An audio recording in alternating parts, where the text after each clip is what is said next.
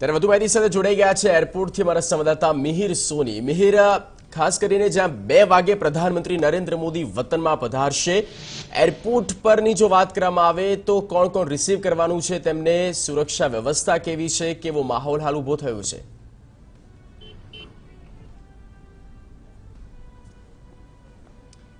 जगदीश, हाल तो जे रूट है वडाप्रधानનો તે તમામ જગ્યા અત્યારે હાલ જે ડાયવર્ટ કરી દીધા છે, જે રૂટ છે તે પણ બંધ કરી દીધું છે અને ત્યાં આગળ સુરક્ષા વ્યવસ્થા વધારી દેવામાં આવી છે। પોલીસે હાલ જે અમદાવાદના જે રિવરફ્રન્ટ છે ત્યાંથી લઈ અને જે ગાંધીનગરનો જે રસ્તો છે તે તમામ જગ્યાએ પોલીસ ચુસ્ત બંદોબસ્ત ગોઠવી દેવામાં આવી છે। અત્યારે હાલ હું એરપોર્ટ પર છું કે જે એરપોર્ટ પરના દ્રશ્યો છે કે હાલ પોલીસે અહીં પણ ચુસ્ત વ્યવસ્થા ગોઠવી દેવામાં આવી છે। જગદીશ, મહત્વનું છે કે અહીં 1:55 વડાપ્રધાન નરેન્દ્ર મોદી અહીં આવશે અને એરપોર્ટ ઉપર તેમનું ગુજરાતી રીતના એટલે કે તેમનું સ્વાગત કરવામાં આવશે।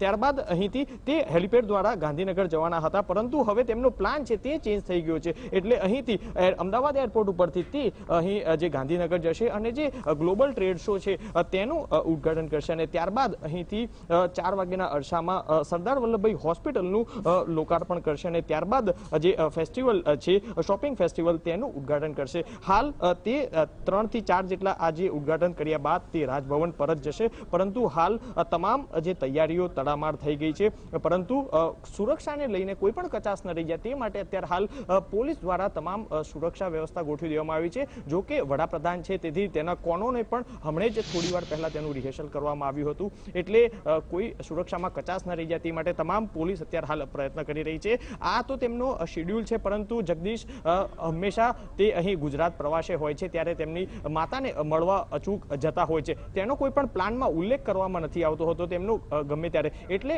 કહી શકાય કે જો આ તેમના જે ઇનોગ્રેશન છે એટલે કે આ લોકાર્પણ થયા બાદ તેમના માતાને પણ મળવા જઈ શકે છે। હાલ તો તેમનો એક પ્લાન એ ચેન્જ થયો કે જે અમદાવાદ એરપોર્ટ ઉપરથી ગાંધીનગર હેલિપેડ દ્વારા જવાના હતા, પરંતુ હવે અમદાવાદ એરપોર્ટ પરથી તે ગાંધીનગર બાય રોડ જશે। જગદીશ, બિલકુલ, આ સાથે પ્રતીક જાદવ જોડાયેલા છે। પ્રતીક, પ્રધાનમંત્રી નરેન્દ્ર મોદીનો 3 દિવસીય ગુજરાત પ્રવાસ અને અનેક રૂટોને બંધ કરવામાં આવ્યા છે। આપની પાસેથી જાણવા માંગીશું કયા કયા રૂટ છે, કેટલા રૂટ છે, કેટલા સમય માટે બંધ કરવામાં આવ્યા છે?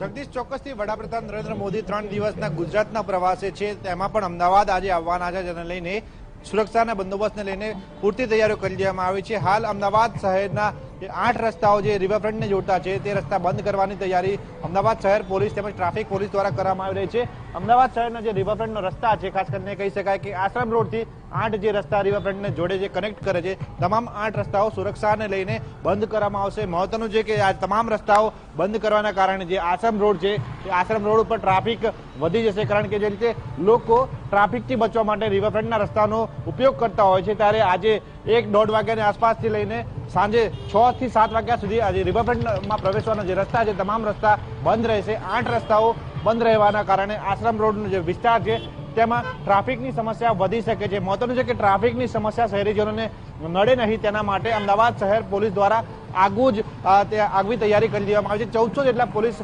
જવાનો તેમજ ટ્રાફિકના જવાનો સમગ્ર અમદાવાદના રસ્તા ઉપર ટ્રાફિકનું નિયમન કરશે, સંચાલન કરશે, જેથી ટ્રાફિકની સમસ્યા શહેરમાં નડે નહીં। મહત્વનું છે કે બપોરે 4 વાગ્યાની આસપાસ વડાપ્રધાન છે સરદાર પટેલ હોસ્પિટલનું લોકાર્પણ કરશે અને ત્યારબાદ સીધા જ તે ઇવેન્ટ સેન્ટર પહોંચીને શોપિંગ ફેસ્ટિવલ છે તેનો પ્રારંભ કરાવશે। મહત્વનું છે કે જે કાર્યક્રમ છે તે બપોરના સમયે છે, પરંતુ 1 વાગ્યાથી 1.5 વાગ્યાના આસપાસથી અમદાવાદના રિવરફ્રન્ટ પર પ્રવેશવાના જે રસ્તા કહી શકાય NID 4 રસ્તાથી લઈને વાડજ સ્મશાન ગૃહ તરફ જે રસ્તો બહાર નીકળે છે તમામ રસ્તા જે રિવરફ્રન્ટ પર પ્રવેશવાના છે તે બંધ કરવામાં આવશે। સુરક્ષાના કારણોસર આ રસ્તા બંધ કરવામાં આવશે, કારણ કે વડાપ્રધાન આ રસ્તેથી ઇવેન્ટ સેન્ટર તેમજ સરદાર પટેલ હોસ્પિટલ પર પ્રવેશ કરશે, જેથી કરીને કોઈ પણ વાહન ચાલક અથવા શહેરીજનોને આ રસ્તા પર પ્રવેશ આપવામાં નહીં આવે।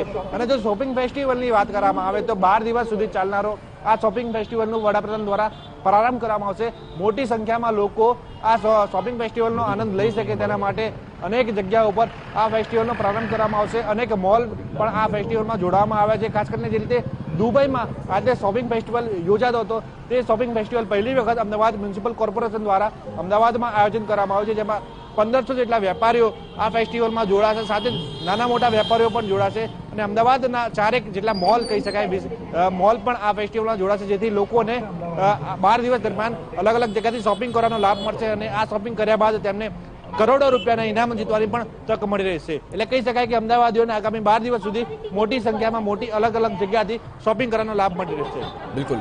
મિહિર, આપની પાસેથી ટૂંકમાં સંક્ષિપ્તમાં એ પણ વાત જાણવાનો પ્રયત્ન કરીશું કે હવે થોડોક જ સમય બાકી છે અને પ્રધાનમંત્રી નરેન્દ્ર મોદી એરપોર્ટ પર આવી પહોંચવાના છે. ત્યાં શું ગતિવિધિઓ થઈ રહી છે, કોણ તેમને રિસીવ કરવા આવવાનું છે, કોણ કોણ ત્યાં આવી ચૂક્યું છે, થોડી અપડેટ.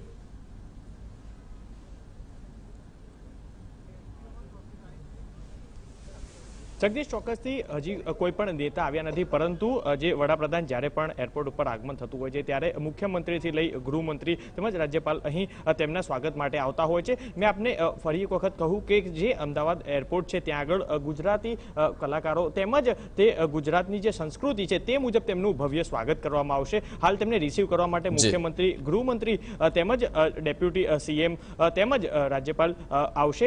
હાલ તો થોડીક જ ક્ષણો છે, જો કે 1:30 વાગે દિલ્હીથી તેમનું ફ્લાઇટ રવાના થશે અને બિલકુલ, એટલે 1:55 તેમની ફ્લાઇટ જે છે તે લેન્ડ થઈ જશે. આભાર મિહિર અને પ્રતિક, આ સમગ્ર માહિતી અને પૂરી અપડેટ આપવા બદલ. તો સૌ કોઈની નજર રહેલી છે અને ખાસ કરીને ગુજરાતીઓની અને તેમાં પણ ભાજપમાં તો અનેરો ઉત્સાહ છે તેમના કાર્યકર્તાઓમાં, કારણ કે તેમના પ્રધાનમંત્રી નરેન્દ્ર મોદી જ્યાં વતનમાં આવી રહ્યા છે ત્યારે ઉત્સાહ બેવડો થઈ ચૂક્યો છે.